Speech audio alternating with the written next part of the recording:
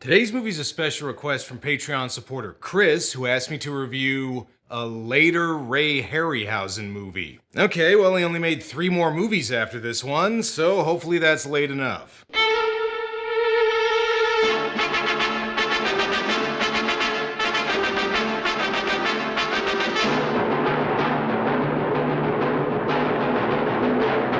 Okay, so far I've covered one of Harryhausen's 50s monster flicks and one of his fantasy entries, so now it's time to talk about one of his dinosaur movies. In 1966, Ray made one of the definitive caveman and dinosaur entries for Hammer with 1 Million Years BC, which introduced the world to Raquel Welch as the most bodacious cave woman ever. So for his next movie, he decided to put a bit of a twist on the standard dinosaur movie formula. As I said in my top 10 video about Harryhausen, the concept for this movie is simple: cowboys and dinosaurs, which is probably what this movie would be called if it were made today, since Hollywood likes to be as on the nose as possible. You might not know it, but weird westerns that combine cowboys with something supernatural or science fiction-y are more common than you'd think. I already mentioned cowboys and aliens, but there's also cowboys and vampires, cowboys and zombies, cowboys and werewolves, cowboys and Frankensteins, cowboys and tremors, cowboys and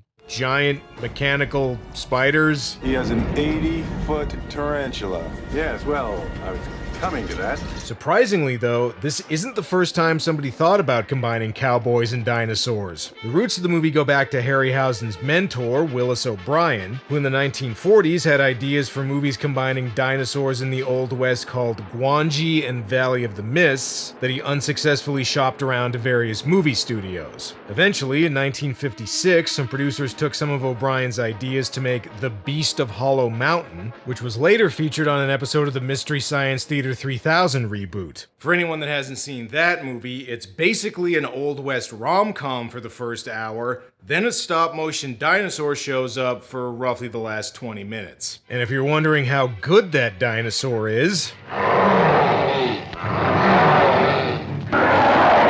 yeah, let's just say Harryhausen didn't work on this one, and it shows. After O'Brien's death in 1962, Harryhausen decided to make a more faithful adaptation of his original ideas, so in 1969 we got The Valley of Gwangi. Okay, so it's not the first cowboys and dinosaurs movie, but a lot of people consider this the best one, so let's check out The Valley of Gwangi. Okay, looks like we got ourselves a valley, now we just need some dinosaurs. I don't know if that's what this guy caught in that bag, but if it is, it's probably one of the ones from Prehysteria. And before anyone asks, sure, I'll do Prehysteria someday. Whatever's in the bag must be important since this guy died trying to get it. However, fortune teller Nick Fury here says it's just gonna bring bad juju to anyone who possesses it. Leave it, I tell you.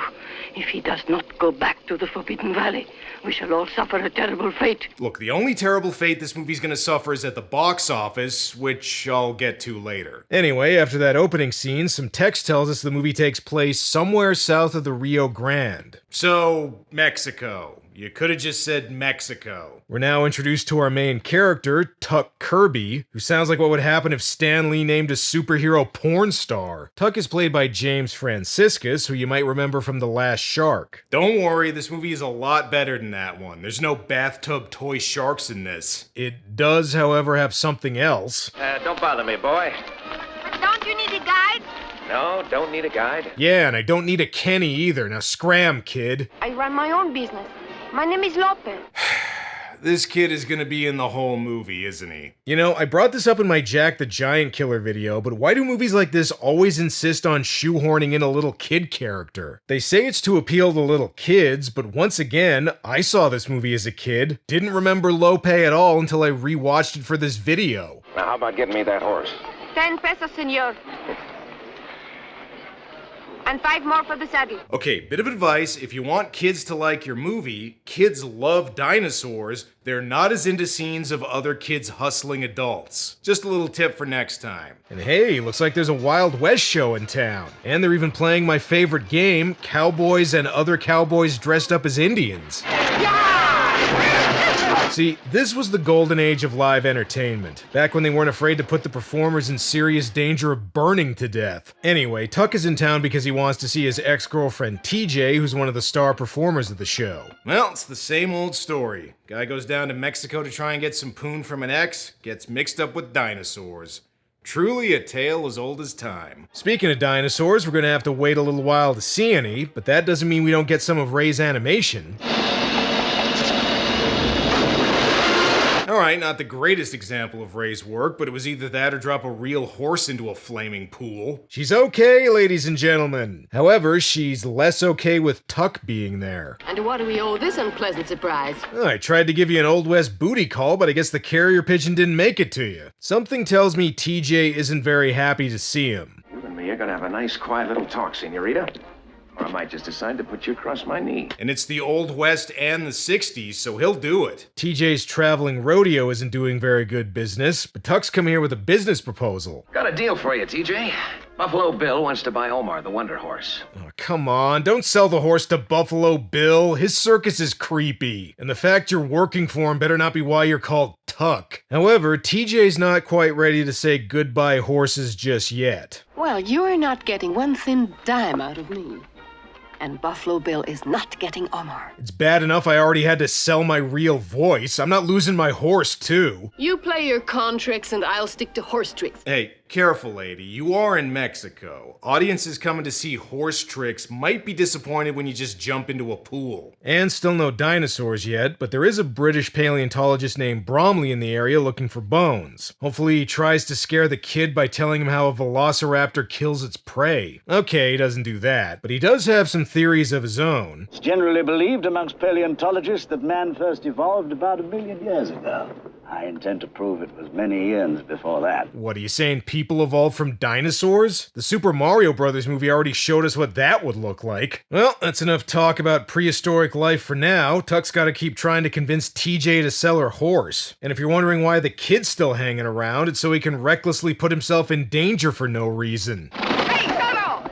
Hey! Come on, get the kid, get the kid! Or, fine, save him, I guess. Whatever. I'm disappointed Tuck didn't try to karate chop this thing to death like in Challenge of the Tiger. Oh, and I guess these two are back together now. Seeing a man almost gored to death by a bull really turns her on. However, TJ's still upset that Tuck ran out on her years ago. He should have known that performers in a traveling circus show were all about settling down and having a stable life. Getting married's like being a horse tied up in a corral.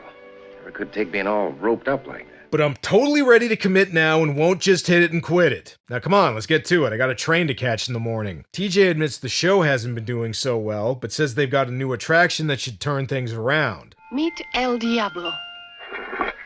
Huh. Okay, I was kind of thinking something named El Diablo would be a lot less tiny and adorable. Have you thought about calling him something more appropriate, like El Mi Pequeño Pony? So now we know what was in the bag at the beginning. And here's a fun fact. Tiny prehistoric horses actually existed. Ray Scott, it could be. Yeah, Neo, what's it? Hippus, yes. Again, that sounds like the name of some badass prehistoric hippo, not a tiny horse. Bromley wants to know where the horse came from, so they ask Carlos where he got it. I guess adult men like to collect tiny horses even before the internet. However, when they make their way to the gypsy village, they're not too eager to help him find more. What's this Forbidden Valley? From there came the little horse. I tell you, unless the little horse is returned, we shall all suffer the curse of hell. Yeah, she already sent Turok into the Lost Valley. She doesn't need you going there, too. If you knew where the little horse was hidden, what would you do? Return it to the Forbidden Valley. Now get the hell out of here before I put a thinner curse on you, alright? I guess they must be serious about taking the horse back, because later that day for night, they kidnap El Diablo and try and take him back to the Forbidden Valley. Oh, and it turns out the professor's the one who told them where El Diablo was and put them up to it so he could follow him and find the valley, but he had his reasons. Because where there is one Eohippus, there must be others. Just think what you and Miss Breckenridge could do with a dozen Eohippi. Of course, I could set up a mini horse betting track. I'd save a fortune just on real estate alone. Alright, that was a little two-faced, but at least the kid didn't tag along. Senor Kirby, Hey, hi there, Lopi. Ah, damn it. Now, some of you may be wondering, if all the dinosaurs and stuff just live in some valley in Mexico, how come people don't know about it? Well, there actually is an answer to that. The only entrance to it is a tiny crack in some rocks that eventually widens out into a bigger opening, so they decided to make the entrance big enough for some regular-sized horses to go through. About time they made it to the Forbidden Valley, we're already at the halfway point. This movie takes quite a bit longer to get going than something like The Seventh Voyage of Sinbad. At the halfway point of that movie, we already had a cyclops, a genie, and a dancing snake lady. Tiny horses are cute and all, but could we please get to some dinosaur action? Hey, that's more like it. And I'm in luck, the Pteranodon even flies off with the kid. This movie's really picking up. Well, it's been a while, but I finally get to do this gag again.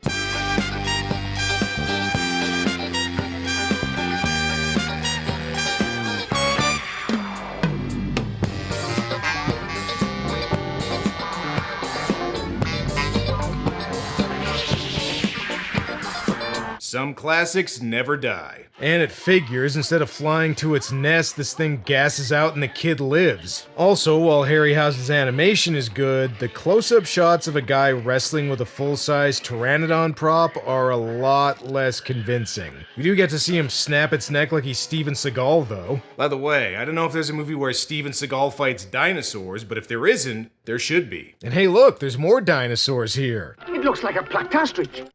It looks like a what? It looks like a plactastrich. What the hell is that? Some kind of Dr. Seuss dinosaur? Let's get him for the show. Hell yeah, if people will pay good money to see a tiny horse, then they'll really want to see a weird chicken lizard thingy.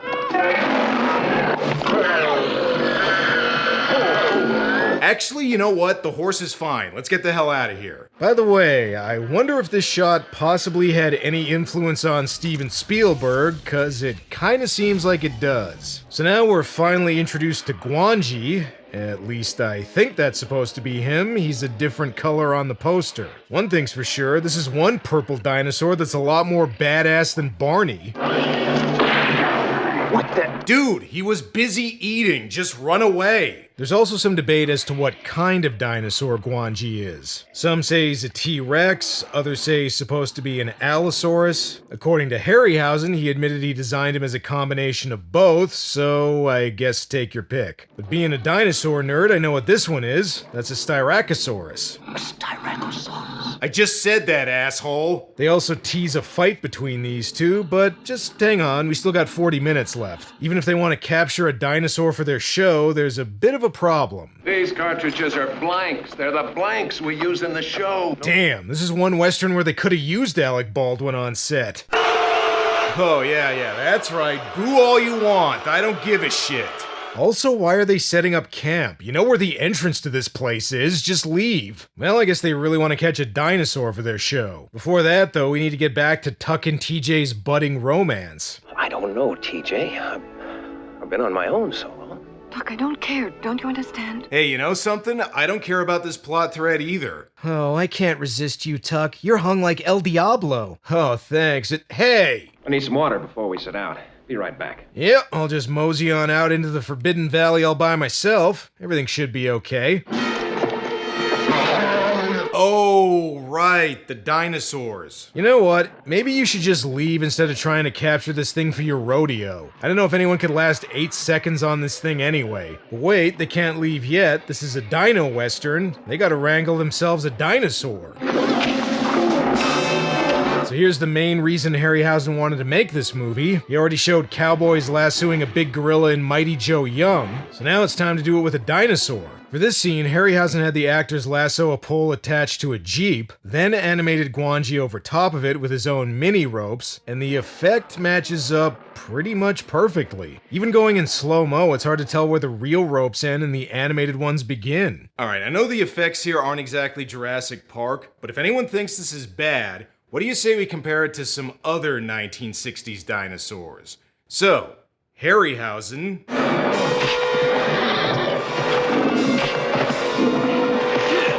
Other dinosaurs.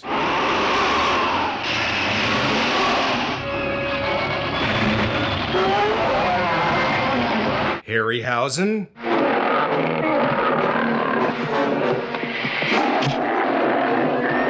Keep the ropes tight. Other dinosaurs.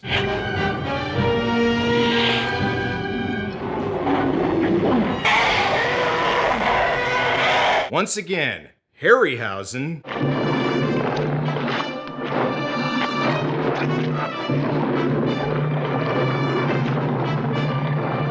Other dinos.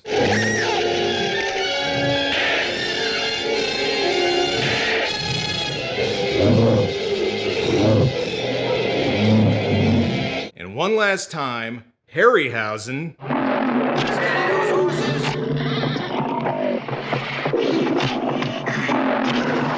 Other dinosaurs.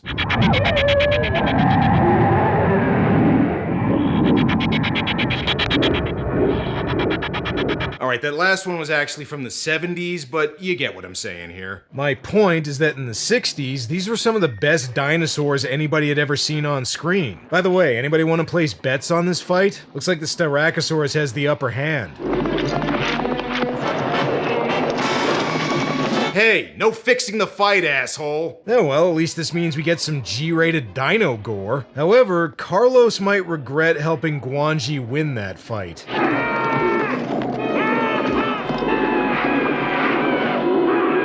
Look, Carlos worked for a traveling circus show. It was either this or slowly dying of alcohol poisoning. Good news, you made it out of the Forbidden Valley. Bad news, Gwangi followed you and you made the entrance almost big enough for him to fit through. Well, almost.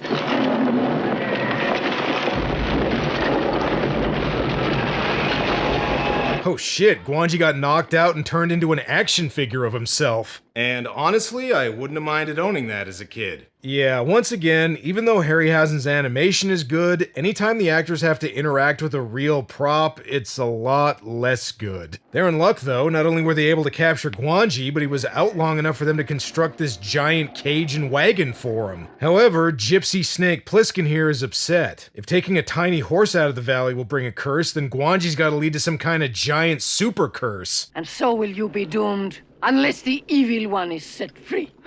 Spell? He can cast no spells. Yeah, he's no dino sorcerer. And once again, if that isn't a movie already, it should be. By the way, Professor, if you were hoping to study Gwangi, no dice. They're making him part of the show. He may be the scientific find of the century, but they've got some bored Mexicans to entertain. But it's disgraceful to think of putting this fabulous creature on display in a cheap circus. You know, he's got a point. Oh, and there's more about Tuck and TJ's romance. She wants to do a world tour, and he wants to settle down. Again, I don't really care. So as you may have figured out by now, the movie's kind of a loose remake of King Kong, only if they took the T-Rex back to civilization instead of a big gorilla. But rather than flash photography causing the monster to get pissed off and break free, instead, One Eye here sends one of her cronies to open his cage and let him out. I can't see anything possibly going wrong here.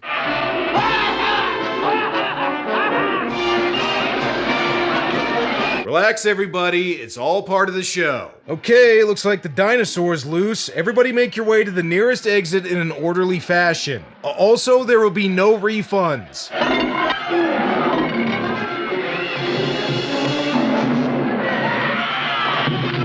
Okay, I guess that's it for the professor. Yeah, that's what you get for wanting to contribute to science instead of making Gwangi a circus sideshow, you piece of shit. Okay, the rodeo didn't go very well, but if this were ancient Rome, having a dinosaur fight an elephant would be pretty badass. By the way, if this looks familiar, Harryhausen already did a variation on this more than a decade earlier in 20 Million Miles to Earth, just with an alien fighting an elephant. Hey, you can't blame a guy for wanting to reuse some stop-motion models. And besides, this way we get more G-rated blood. Oh man, I knew we should have just gone to see a minstrel show instead. Sure, it's racist, but there's a lot less biting. I mentioned the King Kong parallels, but don't expect Gwangi to climb any buildings. It's very hard to do with such tiny arms. Instead, everybody tries hiding out in a church.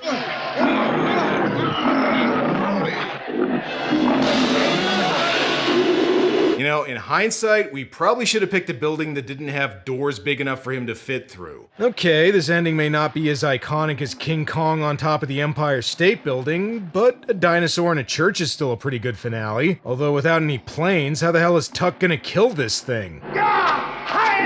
Okay, dude, you're not beating the dinosaur in a karate fight. Think of something else.